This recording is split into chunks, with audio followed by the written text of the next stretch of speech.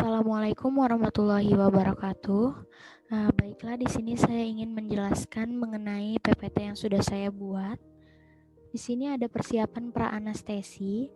Salah satunya yaitu mempersiapkan alat-alat anestesi yang akan digunakan pada saat tindakan.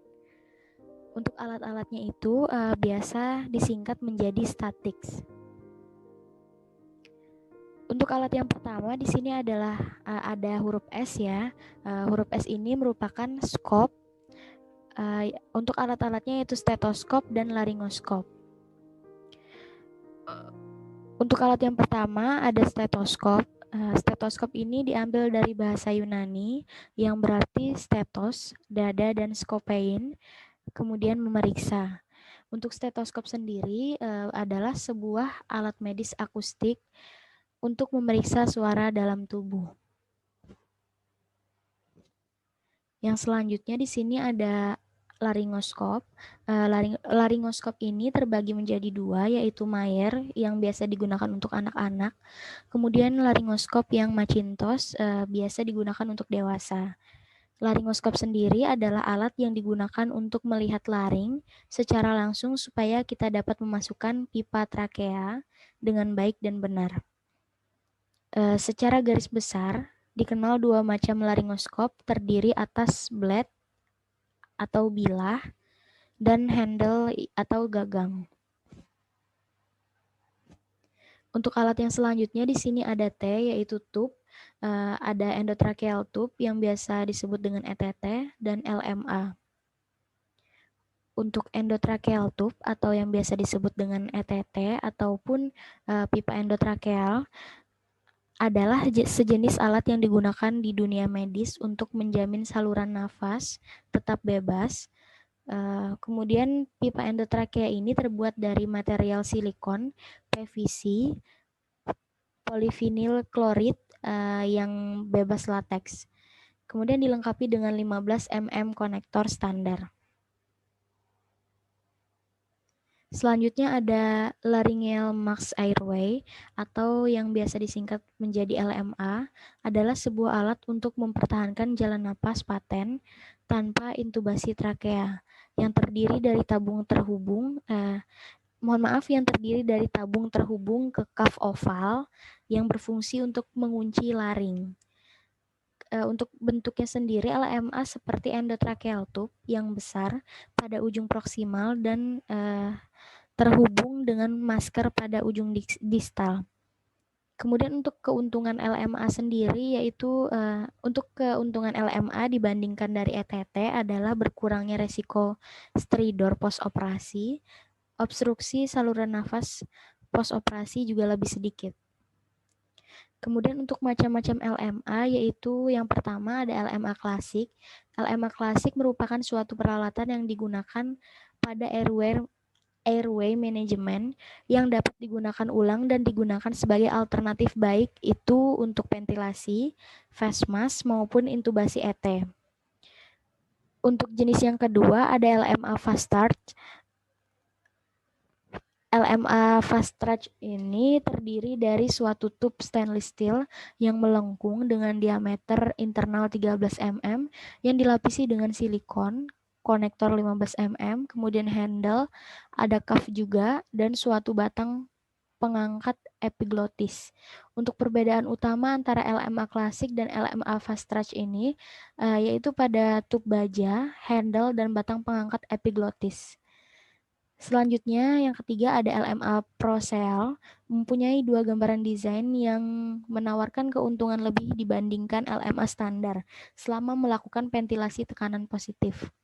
Untuk yang pertama desainnya yaitu tekanan sel jalan nafas yang lebih baik berhubungan dengan rendahnya tekanan pada mukosa. Kemudian yang kedua yaitu LMA ProCell, terdapat pemisahan antara saluran pernafasan dengan saluran gastrointestinal.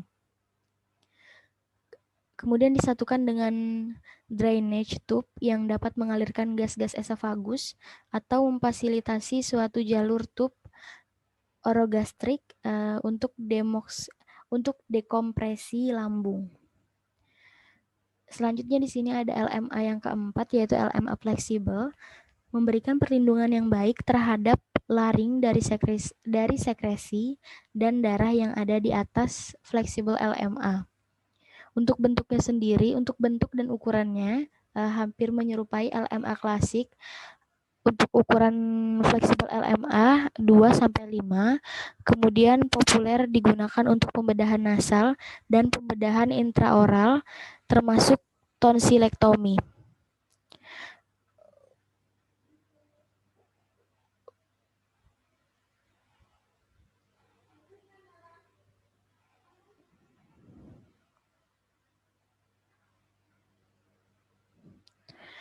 Untuk alat yang selanjutnya ada A, yaitu airway device. Untuk airway device ini terdiri dari OPA. OPA adalah untuk pemasangan orofaringeal tube adalah suatu tindakan pemenuhan kebutuhan oksigen dengan membebaskan jalan nafas melalui pemasangan orofaringeal tube melalui rongga mulut ke dalam paring. Untuk orofaringeal tube ini ada yang menyebutkan sebagai oropharyngeal airway, ada yang menyebutkan juga sebagai myotube. Tujuan dari pemasangan orofaring tube untuk membebaskan jalan nafas.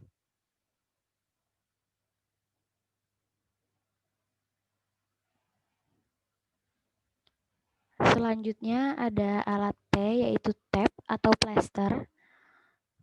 Nah, untuk tape ini berfungsi untuk memfiksasi pipa trakea setelah tindakan intubasi agar tidak terdorong ataupun tercabut.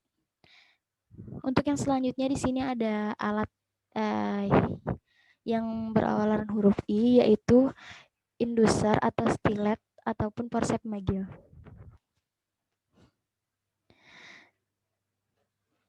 Untuk stilet digunakan untuk mengatur kelengkungan pipa endotrakeal sebagai alat bantu saat insersi pipa. Endotrakeal sebagai alat bantu saat insersi pipa. Kemudian ada forceps intubasi atau yang biasa disebut forceps Magill, digunakan untuk memanipulasi pipa endotrakeal nasal atau pipa nasogastrik melalui orofaring. Selanjutnya di sini ada alat yang disebutkan dengan huruf C ataupun yang biasa disebut sebagai konektor. Nah, untuk konektor ini biasa digunakan untuk untuk digunakan menghubungkan antara mesin respirasi atau anestesi dengan sungkup muka serta penghubung-penghubung yang lain. Kemudian untuk yang terakhir yaitu S atau biasa disebut dengan suction.